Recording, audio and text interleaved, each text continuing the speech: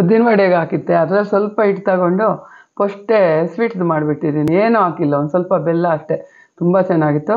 ಇದು ನೋಡಿ ರುಬ್ಬೋಕ್ಕೆ ಒಂದು ಸಣ್ಣ ಲೋಟ ಹಾಕಿದ್ದೆ, ಅದನ್ನ ಹಾಕ್ಕೊಂಡ್ಬಿಟ್ಟು ನುಣ್ಣಗೆ ರುಬ್ಕೋಬೇಕು. ಇದನ್ನೊಂದು ಬೌಲ್ಗೆ ನೀರೇ ಹಾಕ್ಕೊಳ್ದಿರ ರುಬ್ಕೋಬೇಕು.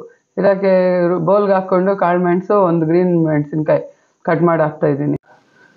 ರೌಂಡ್ಗೆ ಹಚ್ಚಾಕಿ, ಅದು ಮಧ್ಯೆ ನಮಗೆ ಸಿಗುತ್ತಲ್ವ, ಇದೆಲ್ಲರ ಜೊತೆ ವಡೆ ಜೊತೆ ತುಂಬ ರುಚಿಯಾಗಿರುತ್ತೆ. ಇದಕ್ಕೆ ಮತ್ತು ಕರಿಬೇವು, ಕೊತ್ತಂಬರಿ, ಪುದೀನ ಮೂರೂ ಕಟ್ ಮಾಡಿ ಸ್ವಲ್ಪ ಸ್ವಲ್ಪ ಹಾಕ್ತಾಯಿದ್ದೀನಿ.